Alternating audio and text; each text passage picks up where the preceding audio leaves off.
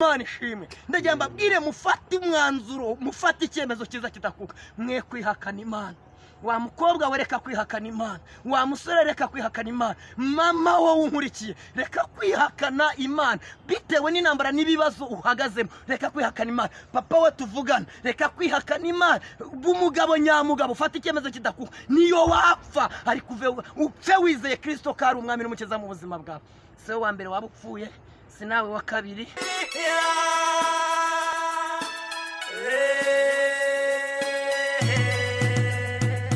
hari ibindi teraniro tuzagira mu ijuru bizaba atari nkayo mu isi ko bitazarangira twebwe turabanyama. Gasaro TV.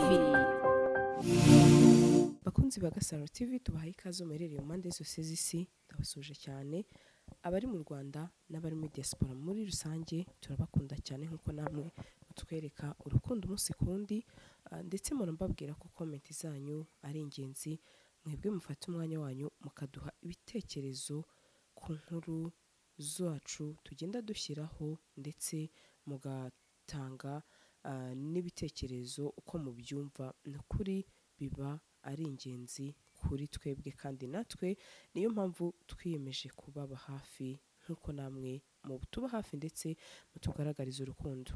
Mbere ya byose reka tubanze dukomeze twihanganisha umuryango wa Pastor Theogene cyane cyane navuga umudamu abana abakristo ndetse n'inshuti muri rusange. Uyu munsi rero mbazaniye inkuru ni inkuru mbi n'ubundi ni inkuru y'akababaro ni inkuru iteye agahinda ntabwo nareka kuvuga yuko n'ubundi ari igihombo gikomeye cyane ku bari mu murimo w'Imana cyangwa se kubizera Imana. Mu kanya nibwo nabwiraga umuntu wari umbwiye iyi nkuru mbi atari ko mbona n'ubundi Satani akajisha umurego ari mu kazi. Nukuri dufate ibihe dusenge kandi nukuri navuga n'abakozi b'Imana bakomeze basenge cyangwa se kuri twese byakaduhaye isomo natwe ko twagombye kuba maso igihe cyose. Impamvu ntangire kuri aya magambo akomeye ngira ngo ku munsi wo kuwa kane nibwo Pastor Theogene yakoze impanuka ndetse ikomeye cyane ngira ngo nsubiyemo gato cyane mbere yuko ngera kuri iyi nkuru n'ubundi yakababaro ibabaje. Murabizi yuko yari yagiye mu gihugu cy'Ubugande kuba yafata abashyitsi hanyuma birangira bataragera hano iwacu n'ubundi bakoze impanuka ndetse impanuka ikomeye cyane nk'uko mubizi aho Pastor Theogene yayiguyemo ndetse n'abashyitsi nabo ubwabo bakayigwamo. Gusa icyakurikiye nuko amakuru yari ahari nuko hari harokotse umusore umwe kuri ubu ngubu witwa Ntezimana Donati. Uyu musore rero Ntezimana Donati nsubiye inyuma gato cyane benshi baramumenye cyangwa se benshi bari bamuzi cyane kuko nawe yari umuririmbyi ndetse ari n'umuvugabutumwa yakoraga umurimo w'Imana cyane pe. Ngira ngo namwe mwabanje kubona ku ka video uburyo cyajyaga aririmbira Imana ndetse anayibyinira. Ngira ngo uyu musore mu magambo ya nyuma mwagiye mubona cyangwa se mu magambo yagiye avuga ubw'imodoka navuga yari yabaguyeho niwe musore wabashije kuvuga ndetse aravuga ati nuko umuntu apfa iyo atabonye ubutabazi bwihuse. Hanyuma bari hafi ye rero nanone mu magambo bamusubije nkuko mwagiye mubibona ku social media yagiye atandukanye baramusubizaga ati ntacyo uri bube humura mukozi w'Imana Imana irakorokora urabaho. Uyu musore rero icyakurikiyeho nuko kubaho yari yabayeho ariko ari muri condition mbi cyane aho nawe yari ari muri koma gira ngo ibyo nabyo benshi mwari mubizi cyangwa se mwagiye mubimenya. Nukuvuga ko rero n'uwo mu magambo navuga yagiye atangazwa, benshi bari bamuzi, benshi bagiye bamupostinga ndetse n'abandi bamwifurizaga kuba yakira n'ubundi akagaruka mu murimo w'Imana. Ati hari impamvu Imana yagusigaje kugira ngo ukomeze uze uvuge ubutumwa, cyangwa se ube warokoka, ube waduha ubuhamya, cyangwa ukomeze kurushaho kuvugira Imana, cyane ko n'ubundi uyu musore Donati yari umukozi w'Imana. Ntago nareka kubivuga Ntezimana Donati, benshi muramuzi, benshi mwaramumenye muri uyu murimo w'Imana. Ntago nareka kuvuga yuko rwose uwavuga ko atazi Donati yaba yigije nkana. Icyakurikiyeho rero n'ubundi nk'uko umugore wa Pastor Theogene yagiye abitangaza, yavuze ko uyu musore Ntezimana Donati ari we wabashije kurokoka, ariko nawe akaba atarameze neza, aho yashishikarizaga abantu kuba bamusura. Ati arwariye mu bitaro, ariko nukuri abantu mukomeze mumusure, tumube hafi ndetse mukomeze mumwiteho. Navuga ko rero n'ubundi navuga ko ni inkuru mbi, ni inkuru iteye agahinda, ndetse ntabwo nareka kuvuga ko njyewe ncyumviye inkuru aka kanya ngezeho, ntabwo nareka kubabwira yuko njyewe ngeze ubwoba. Ariko n'ubundi twibaze ngo amaherezo yacu nkatwe tuba dusigaye abarayahe. Nimba uyu munsi abantu bataha, twebwe tukaba twasigara, twagakwiye kuba turi kwibaza ati se ko nge nsigaye nakigiyeho iki, cyangwa se nagakoze iki, nagateguye iminsi yanjye yahazaza gute? Icyo ni ikibazo wowe wakibaza, nanjye nakibaza, ndetse n'undi udukurikiye yakibaza. Icyakurikiyeho rero nuko Donati n'ubundi yarakirwaye, ari muri koma, ameze nabi. Ngira ngo namwe murabizi, ariko hari icyizere kuri benshi, ndetse natwe twese dutekereza ko uyu musore Ntezimana Donati n'ubundi azakira. Ariko inkuru mbi itugezeho muri aka kanya nuko Ntezimana Donati nawe yamaze kwitaba Imana, ari we navuga wari wasigaye tuzi neza ko azaba ari inkuru, cyangwa se akaduha n'ubuhamya. Ntago bije kugenda neza, n'ubundi Ntezimana Donati nawe amaze kwitaba Imana. Navuga ngo rero ni inkuru n'ubundi yongeye gushengura imitima ya benshi, aho ubona ko kugeza kuri iyi saha ukurikiye imbuga nkoranyambaga, cyane cyane n'abakozi b'Imana navuga bakoranye n'uyu musore ivugabutumwa, yaba n'abaririmbyi, bose urabona yuko noneho babuze icyo bavuga. Ndi gukurikirana amastatasi y'abantu benshi bagiye batandukanye bakoranaga umurimo, bavuga ati ntago kuko bishoboka. Twari tuzi ko muri aya magambo hari uwanditse ati twari tuzi ko byibuze wowe usigaye uzaba ari inkuru, ndetse ukarushaho kuba wavugira Imana neza nk'uko wabivugaga, ariko ntago ariko bije kugenda, nawe bibaye ngombwa ko witahira. Gusa ugenda amahoro kuko wakoreye Imana pe. Iki ni cyo kintu rero cyiza burya, kuba abantu kugeza kuri uyu munsi baba navuga bagwerekeresha amagambo meza, ndetse bakongeraho by'akarusho yuko igihe cyawe navuga utagipfushije ubusa, ahubwo igihe kinini wakimaze ukorera Imana, cyangwa se navuga wabashije kumenya Imana. Ngira ngo mbibutse rero ko uyu musore wari warokotse n'ubundi navuga ko yari nk'umwana, cyangwa se murumuna wa Theo, cyane ko ni umuntu babanye kera mu bihe bigiye bitandukanye, ndetse kuri ubu ngubu akaba ari we wamufashaga mu bijyanye na YouTube mu buryo bugiye butandukanye. Ngira ngo murabizi, wafataga amashusho ndetse wamufashaga mu kazi ka buri munsi. Navuga yuko yari umuntu wa hafi cyane, yari nk'umwana mu rugo, ndetse ntago nareka kuvuga yuko ari agahinda n'ubundi akiyongere ku kandi gahinda, cyane ko kuri uyu munsi n'umugore wa Pastor Theogene nawe yavugaga ati biragoye ko yakira, ariko nukuri twese dukomeze tujye ku mavi dusenge Donati nawe abe yakoroherwa. Ati nubwo mbona bigoye.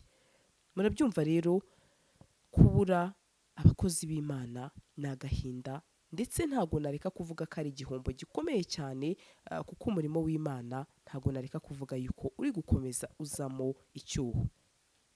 Nukuri ni ukwihangana.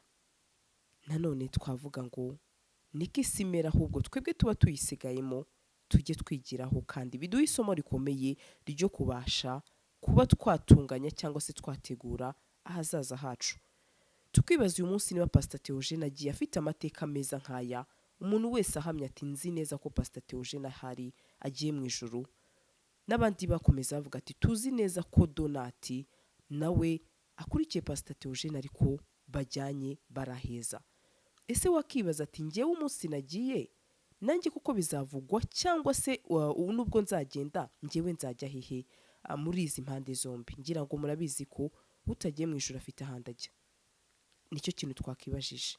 Icyo ni ikibazo buri muntu wese yakibaza, ndetse mu gihe tugihumeka tujye dukoresha ubwenge bwacu twibaze, ndetse rimwe na rimwe natwe ubwacu twiha igisubizo. Reka mvuge ngo rero ni ukuri twihanganishije cyane umuryango wa Donati, inshuti, abavandimwe ndetse n'itorero muri rusange, cyane yuko yakoreye Imana nk'uko nakomeje mbivuga mbabwira yuko yari umusore nawe navuga ukomeye mu Mana. Ndetse ntago nareka kuvuga yuko nawe yagiye ashishikariza mu magambo ye ati mureke dukorere Imana, njyewe nicyo kintu nabisabira tugihumeka. Mu magambo ye ngira ngo mu videos tugiye dutandukanye mwagiye mubona, cyangwa se twagiye ducicikana, benshi bakomeje kugenda babona ano mavideo. Nukuri hari igihe umuntu avuga ariko bikagera aho ngaho akavuga ngo amagambo ndumva ashize ivuga. Ndumva rero byandenze. Mu kanya gato nibwo nahoze mvugana n'umuntu umpaye iyi nkuru navuga y'incamugongo, nawe abimbwira mpamiriza aya makuru, mubaza nimba koko ibyo nkomeje kubona ku ma status y'abantu ari byo. Hanyuma arambwira ati nibyo koko, kuko n'umudamu wa Pastor Theogene twavuganye nawe ambwira yuko iyi nkuru y'incamugongo ariyo nabo yabagezeho ko Donati yamaze kuba yakitahira.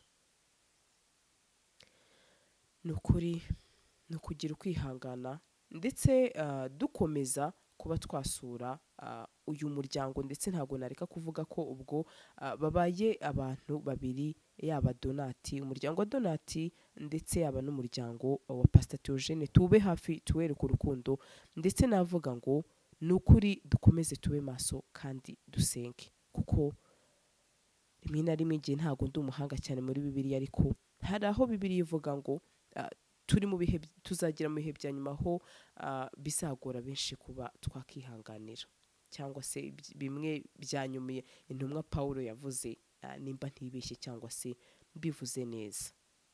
Rero ibi bihe nukuri ikigaragara cyo ni bya nyuma, kuko Satani nawe arakataje kandi ameze nabi. Ariko reka mvuge ngo abakoreye Imana nta gihombo kandi nta kwicuza bazagira, kuko umukiranutsi yagiye aba yarakoreye Imana, ahubwo twebwe dusigaye natwe tujye tumwigiraho, cyangwa se tujye tubigiraho. Reka mvuge ngo rero murabizi ko ari bane n'ubundi bari muri iyo modoka Pastor Theogene yari atwaye. Murabizi bari abashyitsi babiri, umudamu n'umupapa, harimo na Pastor Theogene, harimo na Ntezimana Donati, ariwe nkuko nakomeje mbibabwira wamubaga hafi mu kumufatira amashusho, ndetse n'izindi gahunda za YouTube. Hanyuma bikaza kurangira ari urokotse, ariko kugeza kuri uyu munsi navuga ko bose uko bari mu modoka nta n'umwe ubashije kurokoka, kuko na Donati wari warokotse nawe ntago bigenze neza, ntago birangiye neza, nawe birangiye yitahiye. Reka mvuge ngo turabahumurije nubwo iryo jambo riba ridahagije, ariko reka mvuge ngo iyo umuntu agiye burya akenshi yarakoreye Imana, ahajya twese turahazi, ndetse njya numva abazi by'Imana cyane bavuga ko abamarayika kenshi baba banezerewe yuko bakiriye undi mumarayika. Reka mvuge ngo rero Pastor Theogene ukomeze uruhuke amahoro, kandi navuga ko tutazigera tukwibagirwa, kuko ibigwi byawe cyangwa se navuga ubuhamya Imana wavugiye bizahora mu mitima ya benshi, nabo wagiye ufasha bagiye batandukanye. Ndetse nongera ko na Donati Ntezimana nawe Imana yavugiye, Imana yaririmbiye, ubutumwa navuga yatanze, ivugabutumwa yavuze aba muri ADPR ndetse n'ahandi henshi cyane yagiye atandukanye. Nukuri nawe tuzahora tubyibuka. Reka mvuge ngo bakomeze kuruhukira mu mahoro, ndetse n'abandi babashije kuba bagwa muri iyi mpanuka, uwo mudamu n'uwo mupapa kugeza kuri uyu munsi tutaramenya amazina yabo. Ni ukuri mwese Imana ikomeze ibahiruko ridashira kandi ibatuza heza. Reka mbabwire ngo rero namwe mwumvishe iyi nkuru, ni ukuri mwihangane, ni agahinda, ni akababaro, ariko nababwira ngo nyuma y'ibi byose hari igihe kizagera tukishima tukanezerwa, ndetse abacu bapfuye twakundaga tukongera tukababona. Ndetse byaba byiza nawe ugiye ugira ibyo byiringiro cyane, ukizera yuko abacu twabuze tuzongera tukababona.